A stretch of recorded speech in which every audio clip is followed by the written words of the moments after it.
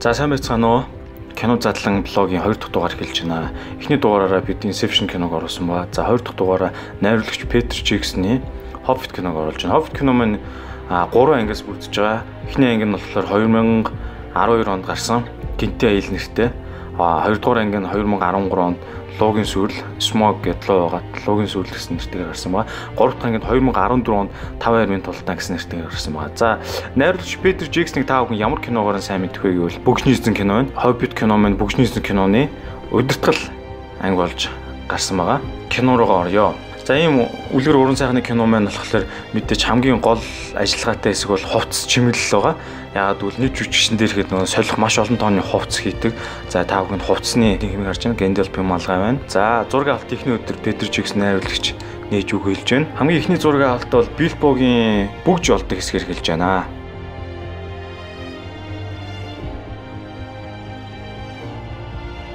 Та хүн Смеглийн дүр хэсгийг харж байна. Энэ дээр ингээд нүүрэн дээр цэг тавьсан юм булчингийн хөдөлгөөнийг энэ цэгээр бичиж энэ шууд 3 дээрээ шилжүүлж байгаа ийм технологиор хийж байгаа хэсгийг харж байна. За энэ Смеглийн дүрийг бүтээсэн жүжигчин Энди бол Hobbit кинон дээр мөн давхар 2 дугаар найруулагчаар ажилласан байгаа. Зураг авалтын талбайгаа сонгох гээд энэ киногийнхан маань 5 нэст дэргээр ингээд Шинэ Зеландын нутгуудаар тойрон аялж байна. Энэ бүх гол гэсэн хүмүүс явж байна. Production designer, зураач мөн тэргээд. Шинэ Зеланд бол маш гайхамшигтай байгалийн тогтцтой газар байгаа. Гол дүрийн 14 Hobbit-ыг та бүхэн харж байна. Нэрээ гарч байна.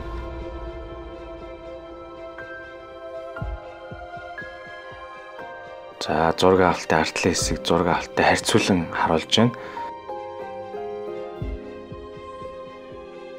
За ингээд тулааны хэсэг байна. Тулааны хэсэг дээр ингээд гол дүрийн жүжигчтэй бүгдийн сургуульд хийсэн байгаа. Морь өнөөл сургуулж байгаа.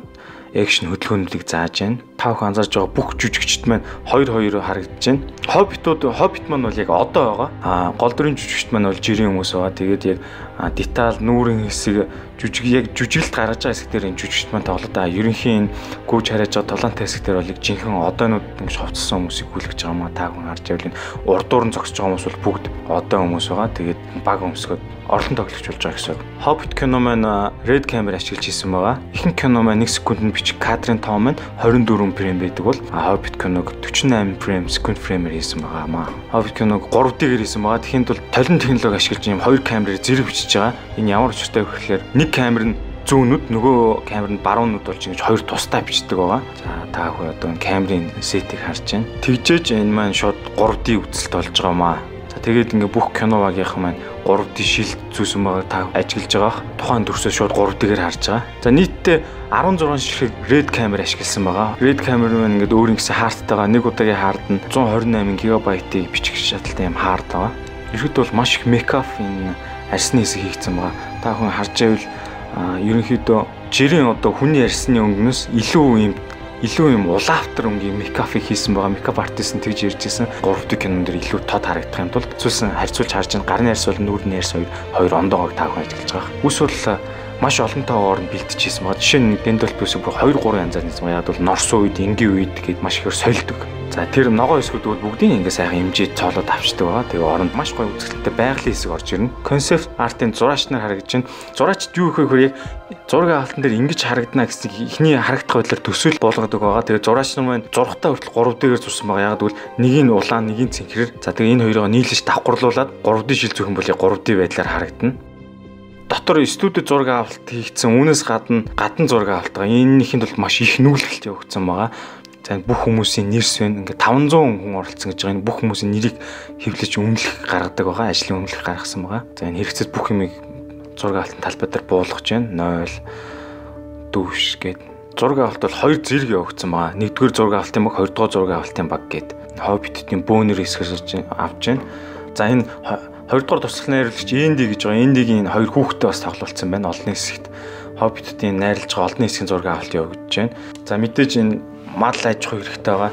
Амьтаа хариуцсан менежер гэж альбом төвшил гаргаж томилсон байгаа. Нийтдээ ингээд 9 ширхэг ямаа 45 дахиад 5 өхөр ийм зэрэг амьтдыг авчирч тоглуулсан байгаа. Яг олонний хэсэгт бүх хүмүүс зураг авалт нь гарах өмнө гэрээн дээр гараа өсгөж байгаа контрактын дагуу бүх ажиллагаа явагдана. Кино production. За нийтдээ 140 машинаар ачаа зөөгсөн байгаа. Энэ бол маш их ачаа байгаа. Зураг авалтын баг, техник, тоног төхөөрөмж, хоол, хүнс, амьдрах гэр орон гэдээ маш их зөөж байгаа юм аа. Хоолны заал харагдаж байна. Энэ бүх жүжигчдийн сууц харагдаж байна. Дээрээс ийм том байна. За энд анх бүгшний эзэн киноны зураг авалт болж исэн Хоббитийн үндсэн тосгон байгаа. За энэ та бүхэн 2000 оны зураг авалт хэсгээс харж Питер Джексон найруулагчид л айгүй тарган бүдүүн байсан байгаа. Одоо л ингээ айгүй гоё турчаад байгаа нэ. За энд та бүхэн харж байгаа энэ хажуудлын цэнхэр цамцтай бол Шинэ Зеландын ерөнхий сайд байгаа ингээ киног бүр засгийн газраас нь хүртэл дэмжижээ. Хоббитуудын өсөрхөх хөл бол жирийн энгийн үнээс том байдаг. Тийм учраас хүн болгоны зориултын хөлийг угуулж кинонд тоглосон байгаа. Кабелийг ингэж залгасан гэж ярьжсэн. За энэ хоол хүнсний хэсэг байна. Кино зураг авалтын 500 хүний багийг холлох, танхим тэдний хоол хүнсийг бэлдэх өдр исэн байгаа. Алдарт бүгшний эзэн кино хийжсэн Stone Street гэсэн студийг харж байна. Маш том студ Хоббитын зураг авалт явуулж байгаа. Гол танхимуудыг харуулж байна. 3 цаг Микафесний дараа ямар басан харж байгаа. За арьс нь мэдээж улаан. За энд бол хүний биеийн гадуур өмсдөг нэмэлт өмсгөлүүд нь яг бол Хоббит тарган ийм гүзэтэй хүмүүс байгаа. Тэгээ эднийг нэмэлтээр ийм бийжүүлсэн ийм материал өмсгөж байгаа. За тэрийг харж ийм л гүзээ, булчин. Зэвсгүүдийн ингээ 2 3 хэлбэрээр нь том жижиг болон тэр хүнийхээ харьцаанд тааруулж том жижигээр нэгж бүгдийг хийсэн байгаа. Одоо том жижигээр нь харагдаж байна. Яагаад гэвэл одоо болон үндсэн жүжигчний барих зэвсэг болон Meta Digital гэдэг компанийн бүх зэвсгүүдийг хийсэн байгаа. За та бүхэн хийгдэж байгаа зүйлийг харж байна. Лантуу, дохио. Байхад бол мэдээж хөнгөн байгаа. Харахад ийм нүсэр том байхаар хийсэн байгаа. За энд concept art буюу зураачийн ажилласан 250 ширхэг ийм харандаа дуусгасан зураг авалт явц гэж хэлж байгаа. Тусад нь майхан босгосон байгаа. Энэ ямар ч төөхөр нэг 3D кино хийж байгаа учраас юм харанхуй орчин яг дүрсээ нарийн 3D шилээр үзэж байгаа шууд газар дээр нь үзэхэд бол найруулж байна. Ийм жижиг майханд ордог байгаа. Ерөнхий зураг автууд нь дуусаад одоо production хэсэг рүү шилжиж байна. Production хэсэгт бол 150 хүн ажиллаж байгаа. Авсан дүрсүүдээ одоо ялгаж, ангилаж, цэвэрлэнэ. Авсан дүрсдэг энэ 3D дүрсийг яг жинхэнэ юм шиг боддоор залгаж хийж байгаа. Энэ дэр бол маш их цаг орж байгаа. Анимашн хөдөлгөөн хийж байгаа шинэ. Анимашн бол post production-ы багууд ингээ өдөр шөнөгөө ажиллаж яддаг. Энэ өрөөндөө сууж байна. Та хүн ингээд унтаад сэрүүлэг тавиад бүтэнд босгож байна. Аниматорууд байгаа. Маш их ачаалттай. Тэгээ бүр ядарсан байж магадгүй массажинд оруулдаг. Массажны өрөө хүртэл гаргаж ирсэн байгаа. Хувцсын цэвэрлдэг, хоолны өрөө өндөр бүх юмыг хангасан байдаг. Өнгө өгөлтийг харж байна. Яг энэ өнгийг бол маш нарийн идэг. Яг нүүрний хэсэг дээр тойроо сүудэртэйсг нь яаж энэ дэр хуцаа зураг автаар бол ингээд зүгээр энгийн сайхан харагдаж байна. За ингээд өнгө өгж байгаас гэгдэх таарын бүр маш нарийн ажилладаг ба.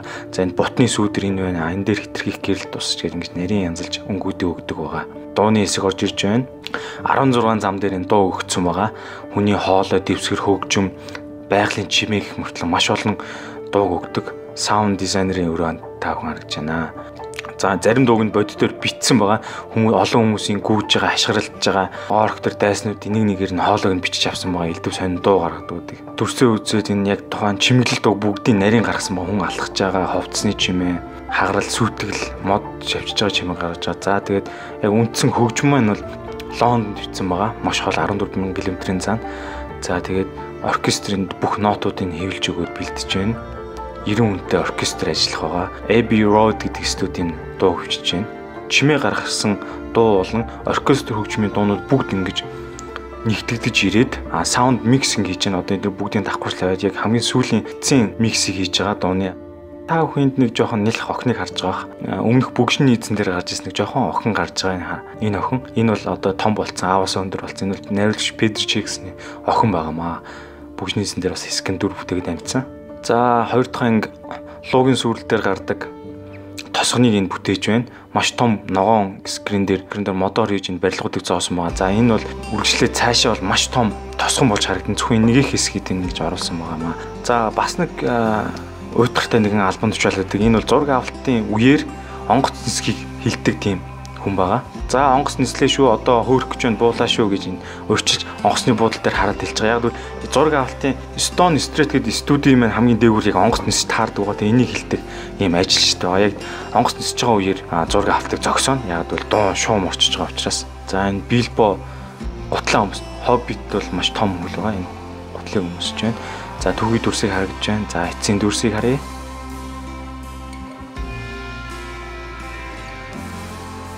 Агуу дотор луутай гардаг хэсгүүдийг харагдаж байна. Маш олон мянган ширхэг ийм зоосуудыг ийм дуураймлаар ингэж хийсэн байгаа.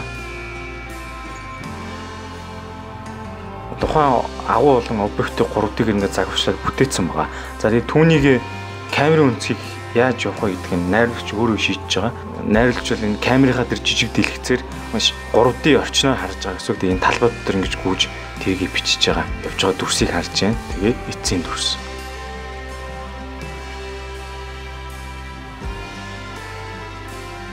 За ингээд та бүхэнд киноны жүжигчид кинон дээр хэрхэн хувирсныг харьцуулж харуулж байна. Эндээс та бүхэн хэр их мейкап хийсэн болохыг харна.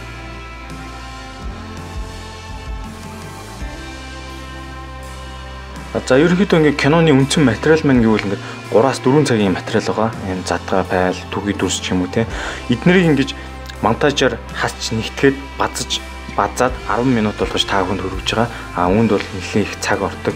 Аль хэсгүүдийг авах, аль хэсгийг хасах юм. За тэгээ зургийн алтын түгий дүрс болон киноныхаа дүрсийг материалыг үзэн бас задгаа дүрсээ үзэн тэгээ эднэрийг харьцуулна гэд нэлээ бас цаг их ордог ажил байгаа энэ монтаж эдитинг гэж. За ингээд 20 дугаар дугаараа өндөрлөө. Санал болгох кино бол та бүхэн комент хэсгээр үлдээгээрэй.